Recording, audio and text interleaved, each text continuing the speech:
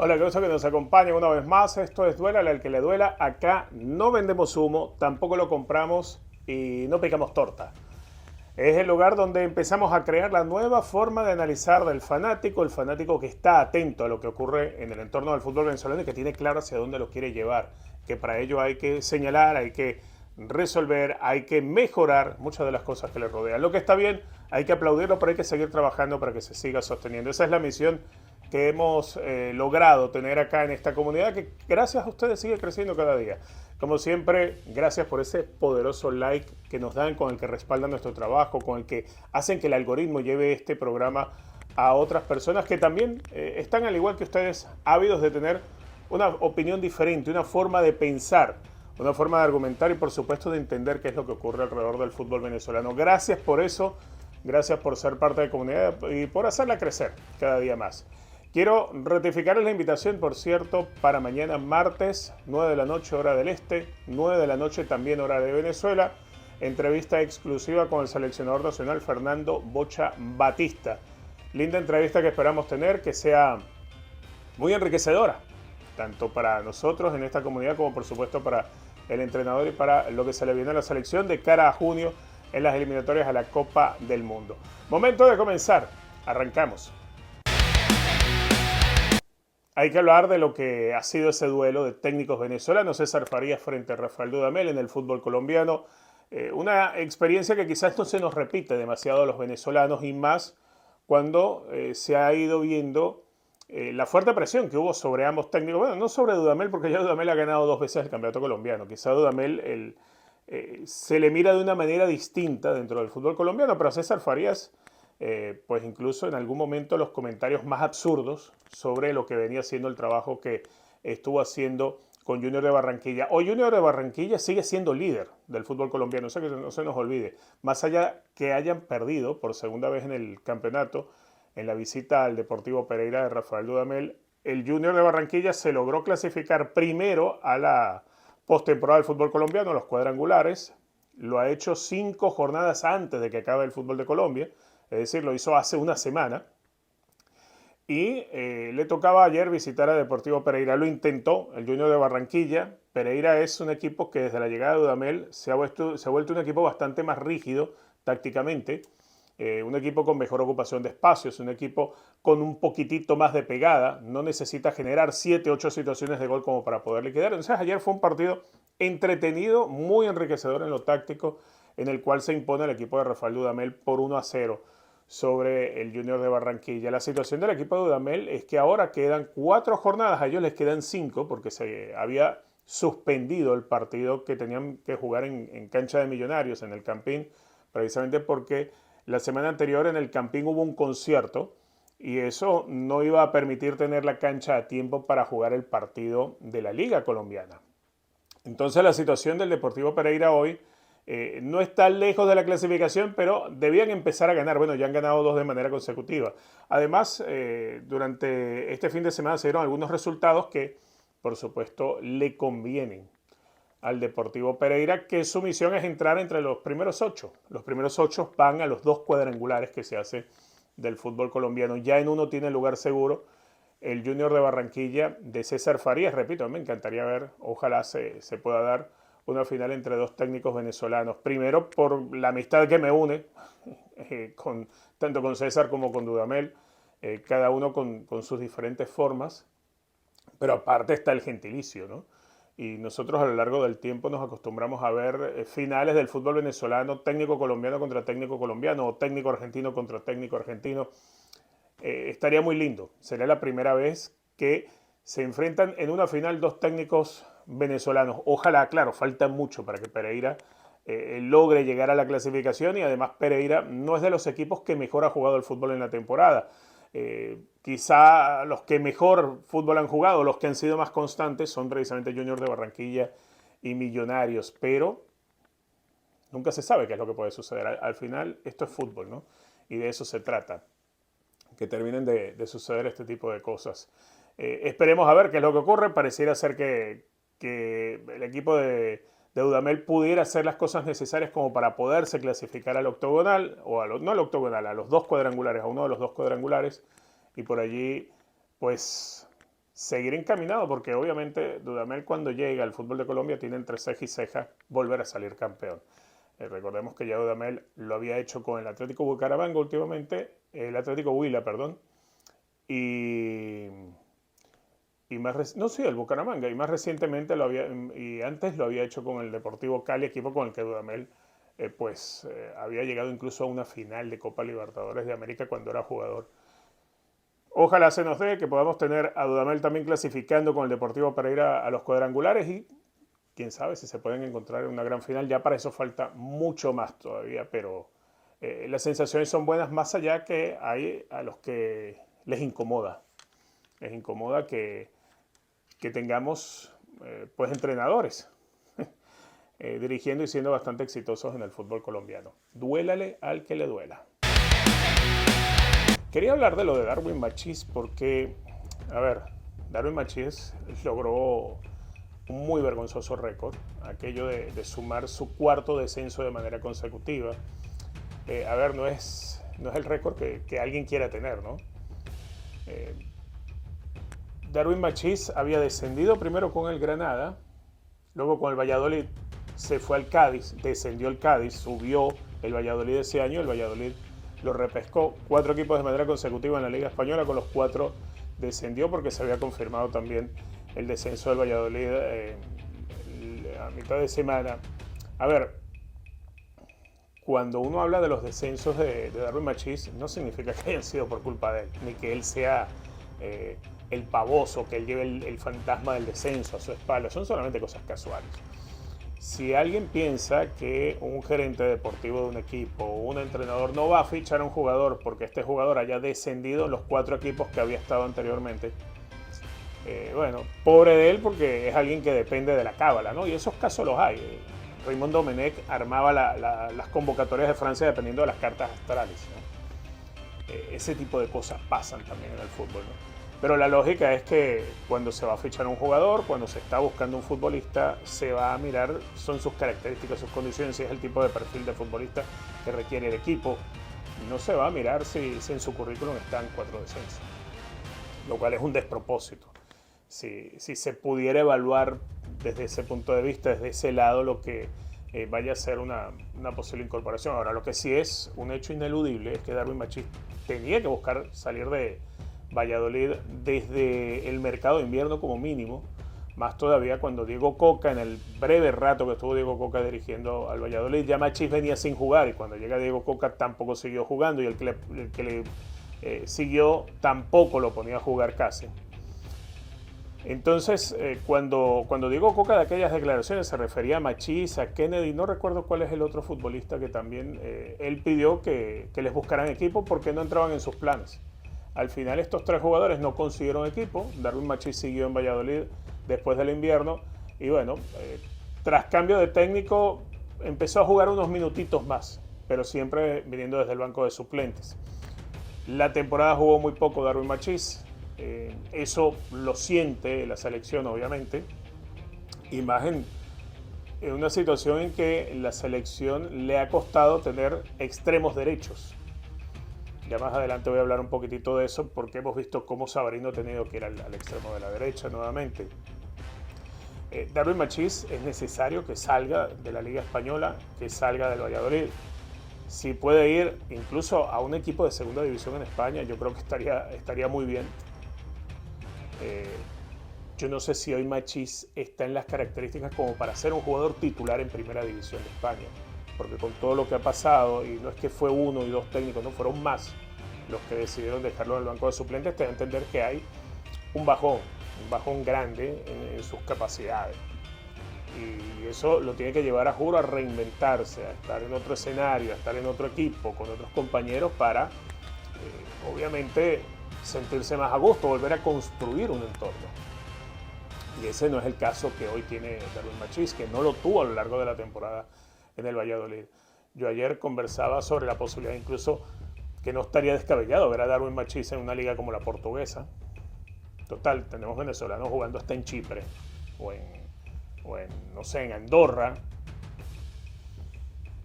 Lo que me interesaría es que Machís siga jugando y encuentre ese futbolista que en algún momento pues llegó a ser.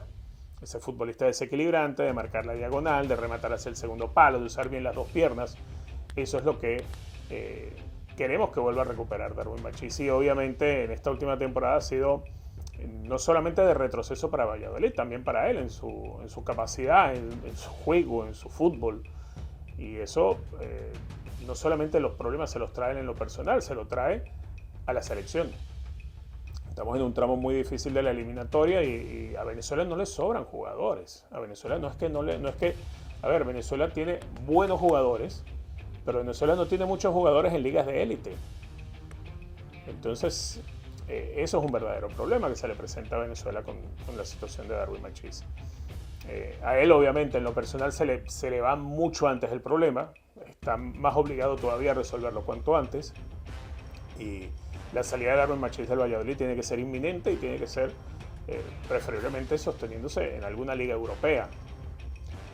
Ojalá se le pueda dar en las próximas horas. Tengamos buenas noticias de Darwin Machís en ese sentido. Sale definitivamente del Valladolid y se acaba una etapa con el Valladolid que ha sido más un dolor de cabeza para él. Duélale al que le duela. Nuevamente es histórico Salomón Rondón. Nuevamente es la figura. Y me hace gracia por todo el hater que hay alrededor de Salomón. A ver, Salomón es el que le da la victoria a Pachuca ayer en horas de la noche, lo mete en la clasificación a la siguiente etapa del fútbol mexicano, a la postemporada, por decirlo de alguna manera, y su próximo rival va a ser las Águilas del América, equipo al que ya Salomón ha sido verdugo de ellos y la América es de los equipos de más éxito en los últimos años en el fútbol mexicano. Salomón Rondón vuelve a ser el jugador más importante de Pachuca. Creo que hoy por hoy no hay un futbolista venezolano que sea la figura de su equipo. Hoy, en este momento, la temporada pasada fue Savarino, por ejemplo, con Botafogo, pero hoy Savarino, si bien es un jugador importante en Botafogo, no es la figura de Botafogo.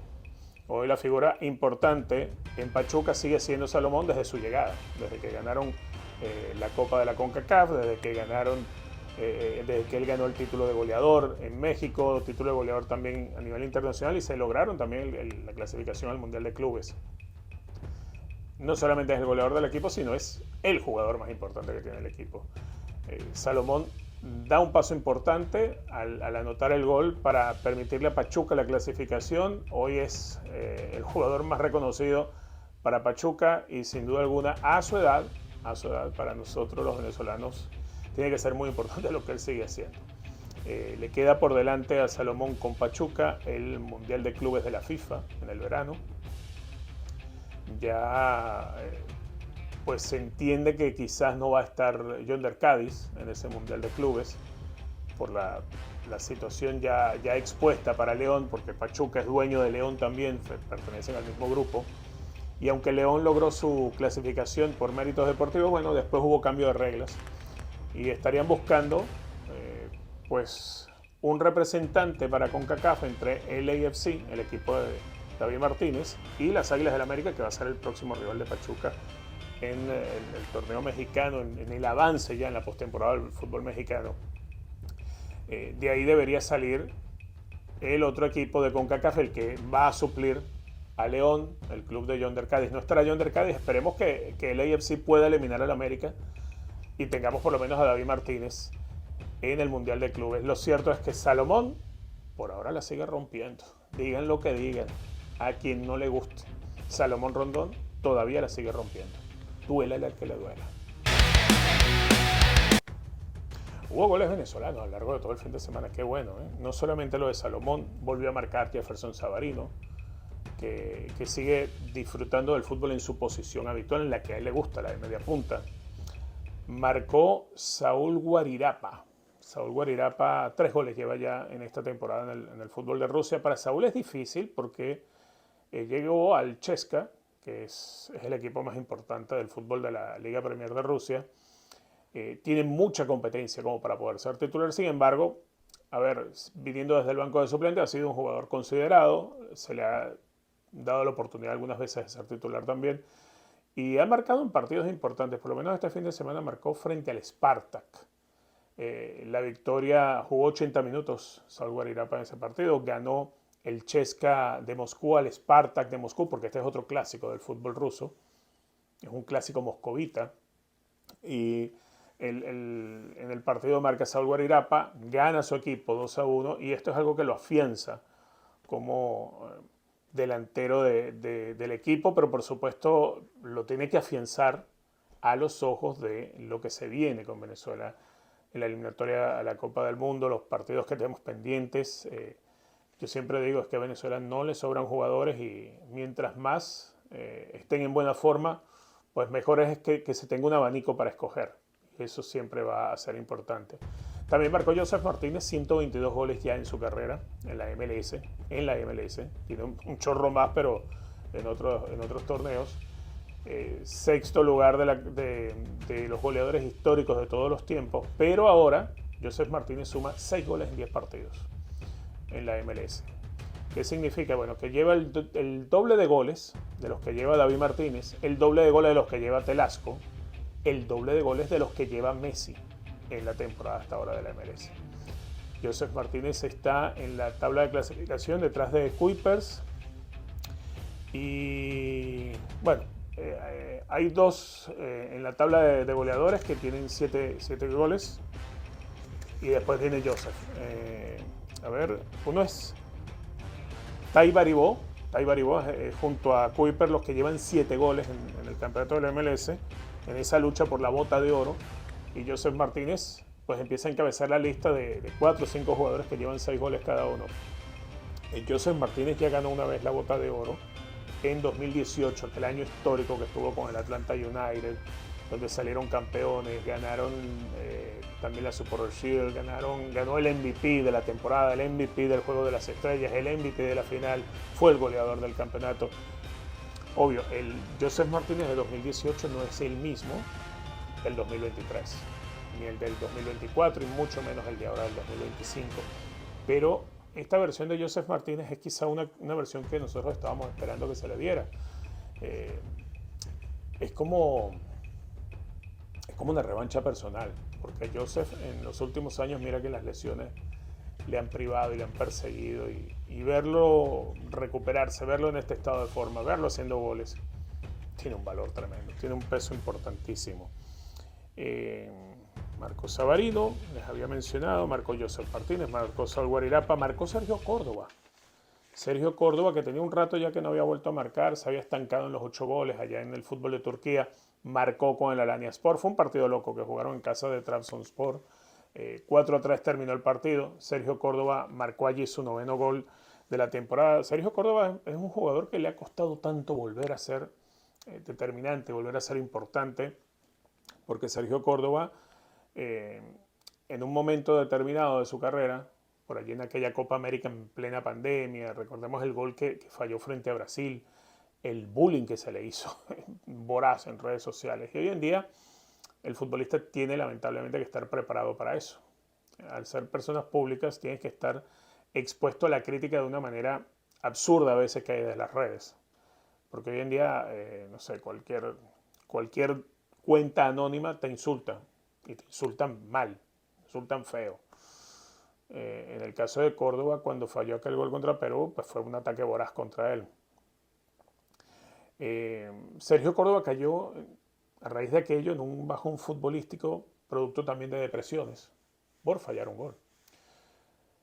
Y desde Alemania, en aquel momento él estaba en Alemania, lo ceden a la MLS como a modo de reinventarse, de ir nuevamente poco a poco.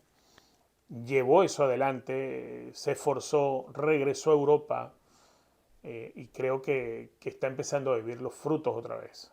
Ya había pasado hace poco también por el fútbol de Rusia, venía marcando en Rusia, no tanto como Guarirapa, es más, de hecho era compañero de Saúl, y ahora que está en el Alanyaspor del fútbol de Turquía, pues pudiera ser allí el lugar para caer en una buena liga europea. De todos modos, Sergio Córdoba es la clase de jugador que no sé, por alguna razón no se le tiene tan presente en el radar, aunque sigue haciendo goles y sigue siendo jugador importantísimo. Qué bueno que haya marcado Sergio Córdoba este fin de semana. Un golazo el de Kevin Kelsey, por cierto. Golazo de Kevin Kelsey. otro de esos jugadores que esperemos verlo en alguna gran liga de Europa. La MLS puede ser un paso previo a lograrlo, a dar el salto nuevamente hacia Europa. Pero que bien que él sí se marca un golazo en el partido contra el Galaxy, un zurdazo tremendo que pega en el larguero y entra. Un bombazo, la verdad. Quizá una clase de gol de las que uno no está tan acostumbrado a verle anotar a Kevin Kelsey. Y la verdad que sí, que sí, que fue un bombazo definitivo. Eh, que los futbolistas venezolanos sigan teniendo buen presente, que sigan marcando, es importantísimo para las fechas de junio. En el próximo tema vamos a tocar precisamente algo que a muchos nos gustaría ver en esa convocatoria de la selección Vinotinto para la doble fecha de junio en la eliminatoria de la Copa del Mundo. De momento, los que sigan haciendo goles y así llueve, pues que no escampe. Mientras mejor anden los Vinotintos que están por fuera del país, pues mucho mejor para las convocatorias de la selección. Duélale al que le duele. David Martínez. Estos días se ha hablado tanto de David Martínez. David Martínez, por alguna razón que para muchos en lo futbolístico debió haber estado en la doble convocatoria, al final el técnico es el que termina de diseñar su convocatoria y a veces el jugador que no es titular en su equipo, el que no juega, tiene cosas que solamente el entrenador de una selección sabe que puede aprovechar en momentos determinados y en partidos clave. Características que tal vez el que viene jugando pues no las tiene, o el que viene haciendo goles no las tiene. Pero eso es algo que pasa por la mente del técnico. Nosotros no lo vemos porque no estamos dirigiendo un entrenamiento ni conocemos esos casos a profundidad. Lo que sí, por talento, por momento, por aprendizaje, yo creo que David Martínez pudiera volver a una convocatoria de la selección mayor. Recordemos que el Bocha Batista lo hace debutar, si mal no recuerdo, contra Guatemala en East Hartford, en aquel partido que se juega, y que Venezuela gana 1-0 con gol de Ángel Herrera. David Martínez es un jugador que ha venido logrando un ascenso tremendo desde muy corta edad. Tuvo la oportunidad de aprender a jugar en Copa Libertadores, de ser jugador clave de su equipo en la primera división en Venezuela. Y hoy en día es ese tipo de jugador inteligente que sigue siendo irreverente, porque creo que esa es la mejor virtud de David Martínez, ¿no? La irreverencia cuando tiene la pelota, si ve el espacio se te va a escabullir, eh, es muy rápido, toma buenas decisiones, que eso es algo que en un jugador a su edad no se consigue mucho.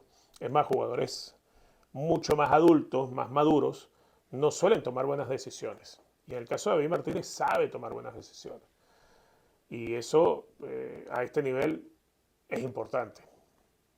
David Martínez, obviamente, por su rapidez, quizá no un jugador que tenga la corpulencia física, aunque sí es un jugador bastante fuerte, pero tal vez no es un jugador con la corpulencia física como para imaginarse que pueda estar yéndole mejor en una liga como la MLS, donde comparte titularidad con suplencia. Ese es el caso de David Martínez en el AFC. A ver, juega en un equipo donde el extremo por izquierda es Denis Bouanga, que es titularísimo en el puesto. El que juega de 9 es Olivier Giroud, el internacional francés. Y él, las veces que es titular, juega de extremo por derecha, o las veces que viene desde el banco, ese es el lugar que va a ocupar. Viendo la situación que antes hablábamos de Darwin Machís, que no sé si esté en total capacidad, Eduard Bello es el que por ahora nos ha cumplido con ese rol, ese puesto de extremo derecho en la selección. Savarino se le ha tenido que mover al puesto de extremo por derecha también, como sucedió en el partido contra Perú, que se arma un 4-4-2 y entonces hay dos volantes de contención y eh, fue Savarino a jugar por la derecha. Bueno, ese lugar pudiera darse la oportunidad a disputárselo, o por lo menos a presentar competencia, teniendo una convocatoria a David Martínez. Total, es el juego que es el lugar que hace en el día a día de los partidos que juega con el AFC. En una liga que es muy física, porque quizá la MLS no tendrá tanta calidad, pero sí tiene mucho físico, tiene mucha velocidad, tiene mucho ida y vuelta. Y que es una liga que le ha permitido a David Martínez aprender a manejarse con el acomodo de cuerpo, con la velocidad, con el atacar los espacios. Sinceramente, soy de los que piensa que David Martínez no es descabellado por la necesidad que tiene Venezuela de ampliar convocatoria para un puesto como el extremo de la derecha. Repito, tal vez llegue Darwin Machís y pese a que quedó fuera en la pasada doble fecha, llega ahora y la rompe. Y ojalá. Pero lo importante es tener amplitud, ¿no?, de jugadores convocables. Y yo creo que dentro de esa amplitud, dentro de los convocables, el nombre de David Martínez tiene que sonar mucho, sonar y con muchísima fuerza, porque es un gran futbolista, porque ha logrado hacer las cosas de la manera más correcta, porque no le tiene miedo al compromiso, es irreverente y no le pesa el compromiso. Y bueno, tal vez el Bocha Batista lo tenga en consideración, yo supongo que sí, a él como a otros jugadores para la doble fecha. Recordemos que Venezuela tiene que enfrentar a Bolivia y posteriormente ir a Montevideo. Contra Bolivia es una final, no vale empatar, solamente sirve ganar. A Bolivia solamente, en ese partido a Venezuela solo le sirve ganar, como a Bolivia le sirve ganar. Es una final, es como le pasó a Venezuela con Perú. Entonces, más allá que nosotros suponemos que Venezuela tiene mejor equipo que Bolivia, va a ser un partido muy duro, muy duro, como fue de duro el partido contra Perú. Y Venezuela necesita ganar ese partido. Para ganar ese partido tienes que tener a lo mejor disponible. Y es parte de las observaciones que seguramente va a estar haciendo el Bocha Batista. Duélale al que le duela. Recordarles que mañana, 9 de la noche, hora del este, 9 de la noche en Venezuela, entrevista exclusiva en vivo, con Fernando el Bocha Batista, el técnico de la selección de Venezuela. Vamos a estar hablando obviamente de muchos temas, pero más que todo enfocado en lo que se le viene a Venezuela. La fecha de junio, lo que se piensa, lo que se espera, lo que se planifica, lo que se está trabajando, lo que está alrededor en el entorno de la selección, que es mucho. Todos esos temas los vamos a estar tocando este martes con Fernando el Bocha Batista, el técnico de la selección venezolana. Esa es la invitación, emisión en vivo acá en nuestro canal de YouTube. Como siempre, agradecerles por hacer que esta comunidad crezca cada día más, esta comunidad que quiere ver el mundo del fútbol de una forma distinta, pero sobre todo entender más el fútbol venezolano, saber más de fútbol venezolano, pero entenderlo, entender dónde están los problemas, dónde están las dificultades, cómo resolverlas, cómo hacer los llamados de alerta, y no nos quedamos siendo una comunidad que aplaude lo que está bien pero ignora lo que está mal. Acá no se vende humo, no se compra y tampoco se pica torta. Gracias como siempre por ese poderoso like que sirve para respaldar el trabajo, para que el algoritmo nos lleve a más personas. Gracias por sumarse cada día más. A los que no se han suscrito al canal, no sé qué están esperando. Aquí es gratis, aquí no te vamos a cobrar por tus opiniones ni por la programación que hacemos. Pronto vamos a estar ampliando el canal, pasará a llamarse 433 Televisión y voy a seguir siendo obviamente como quien dice el rostro del canal, pero nos vamos a integrar con otras personas más, vamos a ser más grandes, vamos a tener más programación para que pues podamos disfrutar un poquitito más todos, ¿no? Muchísimas gracias como siempre, esto fue Duélale al que le duela. Hasta la próxima, Dios los bendiga.